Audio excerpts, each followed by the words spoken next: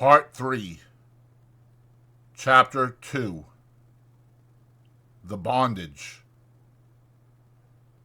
The days were thronged with experience for White Fang. During the time that Quiche was tied by the stick, he ran about over all the camp, inquiring, investigating, learning. He quickly came to know much of the ways of the man-animals, but familiarity did not breed contempt. The more he came to know them, the more they vindicated their superiority. The more they displayed their mysterious powers, the greater loomed their godlikeness. To man has been given the grief, often, of seeing his gods overthrown and his altars crumbling. But to the wolf and the wild dog that have come in to crouch at man's feet, this grief has never come.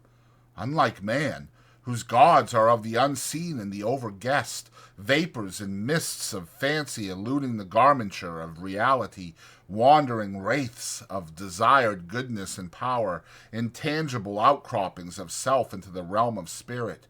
Unlike man, the wolf and the wild dog that have come into the fire find their gods in the living flesh, solid to the touch, occupying earth space and requiring time for the accomplishment of their ends and their existence. No effort of faith is necessary to believe in such a God. No effort of will can possibly induce disbelief in such a God. There is no getting away from it. There it stands, on its two hind legs, club in hand, immensely potential, passionate and wrathful and loving, God and mystery and power, all wrapped up and around by flesh that bleeds when it is torn, and that is good to eat, like any flesh. And so it was with White Fang. The man-animals were gods, unmistakable and unescapable. As his mother, Quiche, had rendered her allegiance to them at the first cry of her name, so he was beginning to render his allegiance. He gave them the trail as a privilege indubitably theirs. When they walked, he got out of their way. When they called, he came. When they threatened, he cowered down. When they commanded him to go, he went away hurriedly. For behind any wish of theirs was power to enforce that wish, power that hurt, power that expressed itself in clouts and clubs, and flying stones and stinging lashes of whips. He belonged to them as all dogs belong to them. His actions were theirs to command. His body was theirs to maul, to stamp upon, to tolerate. Such was the lesson that was quickly borne in upon him. It came hard, going as it did, counter to much that was strong and dominant in his own nature. And while he disliked it in the learning of it, unknown to himself he was learning to like it. It was a placing of his destiny in another's hands, a shifting of the responsibilities of existence. This in itself was compensation, for it is always easier to lean upon another than to stand alone. But it did not all happen in a day, this giving over of himself, body and soul, to the man-animals. It could not immediately forego his wild heritage and his memories of the wild. There were days when he crept to the edge of the forest and stood and listened to something calling him far and away, and always he returned, restless and uncomfortable, to whimper softly and wistfully at Quiche's side, and to lick her face with eager, questioning tongue. White Fang learned rapidly the ways of the camp. He knew the injustice and greediness of the older dogs when meat or fish was thrown out to be eaten. He came to know that men were more just, children more cruel, and women more kindly, and more likely to toss him a bit of meat or bone. And after 2 or 3 painful adventures with the mothers of part-grown puppies, he came into the knowledge that it was always good policy to let such mothers alone, to keep away from them as far as possible, and to avoid them when he saw them coming. But the bane of his life was Lip-Lip, larger, older, and stronger. Lip-Lip had selected White Fang for his special object of persecution. White Fang fought willingly enough, but he was outclassed. His enemy was too big. Lip-Lip became a nightmare to him. Whenever he ventured away from his mother, the bully was sure to appear, trailing at his heels, snarling at him, picking upon him, and watchful of an opportunity, when no man-animal was near, to spring upon him and force a fight. As Lip Lip invariably won, he enjoyed it hugely. It became his chief delight in life, as it became White Fang's chief torment. But the effect upon White Fang was not to cow him. Though he suffered most of the damage and was always defeated, his spirit remained unsubdued. Yet a bad effect was produced. He became malignant and morose. His temper had been savage by birth, but it became more savage under this unending persecution. The genial, playful, puppyish side of him found little expression. He never played and gamboled about with the other puppies of the camp. Lip Lip would not permit it. The moment White Fang appeared near them, Lip Lip was upon him, bullying and hectoring him, or fighting with him until he had driven him away. The effect of all this was to rob White Fang of much of his puppyhood, and to make him, in his comportment, older than his age. Denied the outlet, through play, of his energies, he recoiled upon himself and developed his mental processes. He became cunning. He had idle time in which to devote himself to thoughts of trickery. Prevented from obtaining his share of meat and fish when a general feed was given to the camp dogs, he became a clever thief.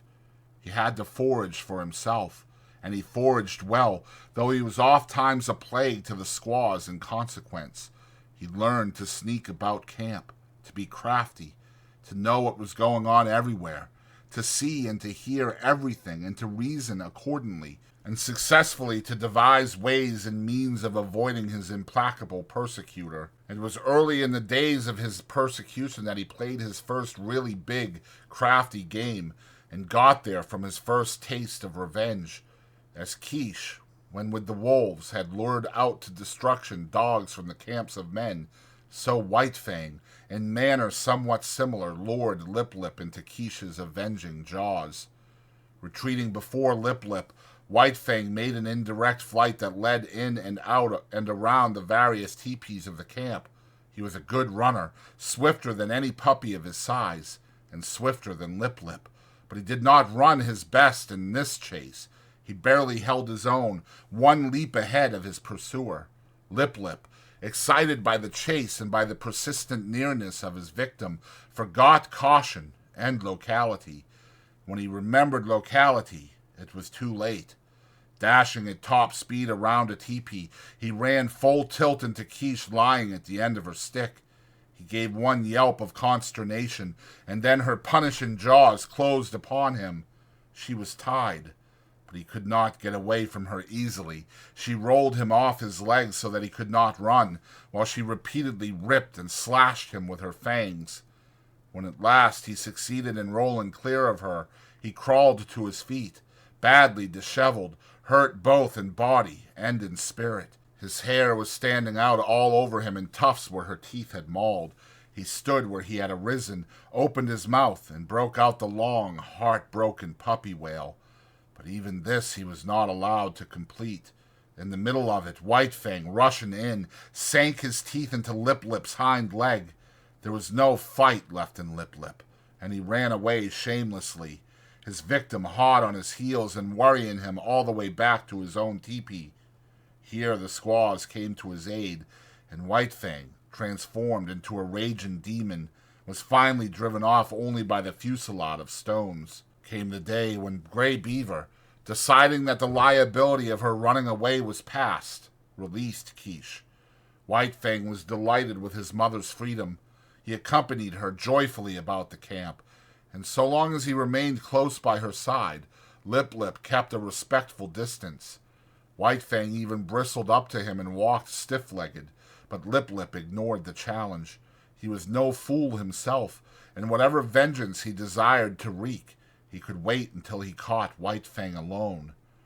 Later on that day, Quiche and White Fang strayed into the edge of the woods next to the camp. He had led his mother there, step by step, and now when she stopped, he tried to inveigle her farther. The stream, the lair, and the quiet woods were calling to him, and he wanted her to come. He ran on a few steps, stopped, and looked back. She had not moved. He He whined pleadingly and scurried playfully in and out of the underbrush. He ran back to her, licked her face, and ran on again, and still she did not move. He stopped and regarded her, all of an intentness and eagerness physically expressed that slowly faded out of him as she turned her head and gazed back at the camp.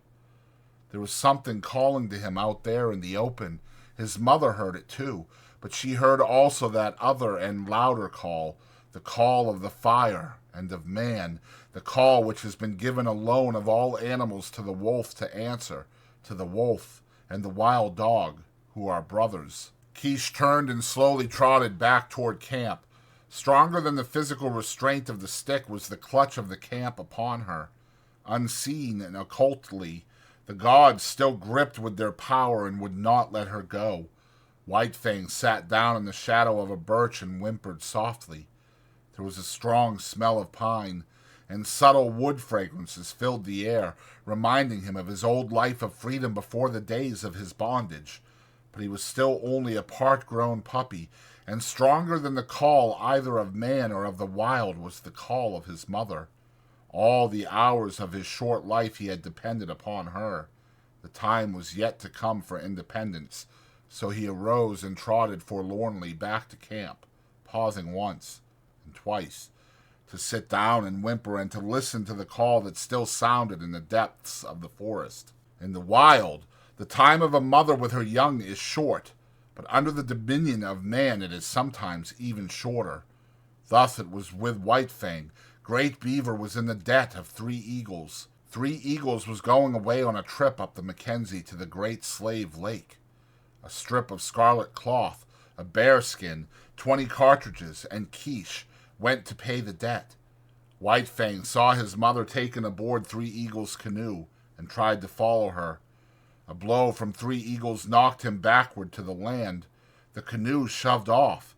He sprang into the water and swam after it, deaf to the sharp cries of Gray Beaver to return.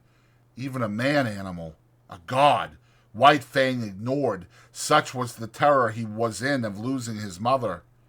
But gods are accustomed to being obeyed, and Gray Beaver wrathfully launched a canoe in pursuit. When he overtook White Fang, he reached down and by the nape of the neck lifted him clear of the water. He did not deposit him at once in the bottom of the canoe. Holding him suspended with one hand, with the other hand he proceeded to give him a beating. And it was a beating. His hand was heavy. Every blow was shrewd to hurt, and he delivered a multitude of blows. Impelled by the blows that rained upon him, now from this side, now from that, White Fang swung back and forth like an erratic and jerky pendulum. Varying were the emotions that surged through him. At first, he had known surprise. Then came a momentary fear when he yelped several times to the impact of the hand. But this was quickly followed by anger. His free nature asserted itself, and he showed his teeth and snarled fearlessly in the face of the wrathful god. This but served to make the god more wrathful. The blows came faster, heavier, more shrewd to hurt. Gray Beaver continued to beat. White Fang continued to snarl. But this could not last forever. One or the other must give over, and that one was White Fang. Fear surged through him again. For the first time he was being really manhandled. The occasional blows of sticks and stones he had previously experienced were as caresses compared with this. He broke down and began to cry and yelp.